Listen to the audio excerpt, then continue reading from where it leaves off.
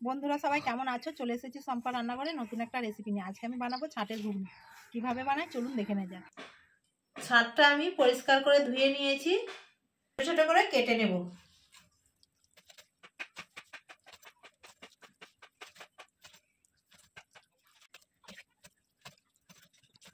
ছোট ছোট করে ছাঁটটা কেটে নিয়েছি। এবার আমি আলু কেটে নেব।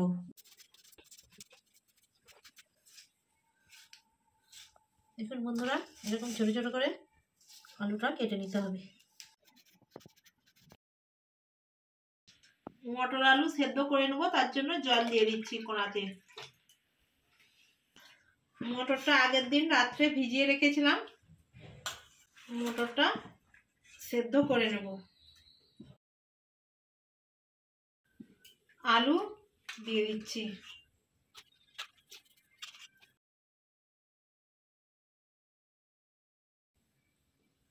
সেদ্ধ হওয়ার জন্য নুন দিয়ে দিচ্ছি।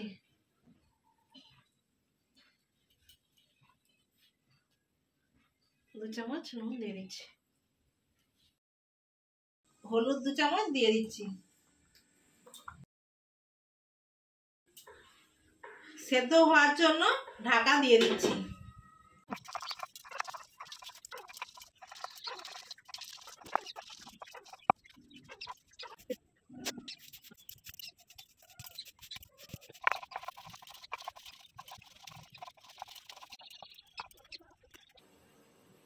সেদ্ধ হওয়ার জন্য 15 মিনিট ঢেকে রেখেছিলাম, ঢাকা খুলে দিচ্ছি।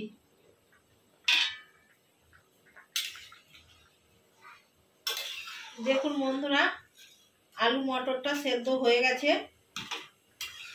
এবার নামিয়ে নিচ্ছি। বন্ধুরা দেখুন, মটর আলু সেদ্ধ হয়ে গেছে। ছাঁটের ঘুগনি বানাবো, তার জন্য প্রথমে একটা মশলা তৈরি করে নেব। গোটা ধনে, গোটা জিরে, তেজপাতা, শুকনো লঙ্কা আর গোটা গরম মশলা, এলাচ, লবঙ্গ, দারচিনি, গোটা গোলমরিচ, সাজিরে একটু ভেজে নিয়ে গোটা মশলাগুলো দিয়ে দিচ্ছি। এবার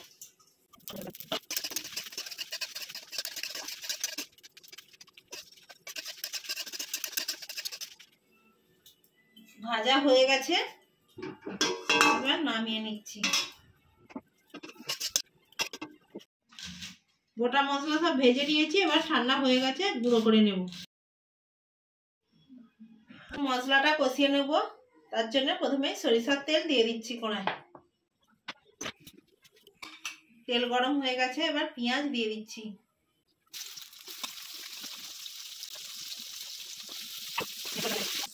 পেঁয়াজ ভাজা ভাজা হয়ে গেছে, একটু রসুন বাটা দিয়ে দিচ্ছি,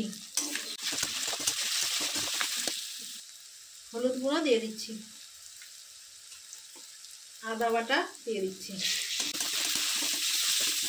কাঁচা লঙ্কা টমেটো দিয়ে দিচ্ছি, 1 চা চামচ লঙ্কার গুঁড়ো দিয়ে দিচ্ছি।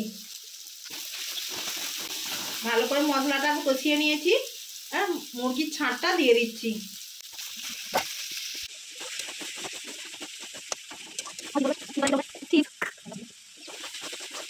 নুন দিয়ে দিচ্ছি।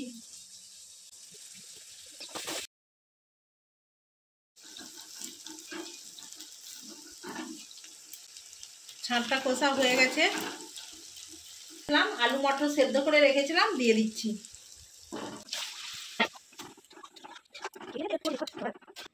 স্বাদ মতো চিনি দিয়ে দিচ্ছি। আগে থেকে যে মশলাটা করে রেখেছিলাম দিয়ে দিচ্ছি। ঘুগনিটা হয়ে গেছে, নামিয়ে নিচ্ছি।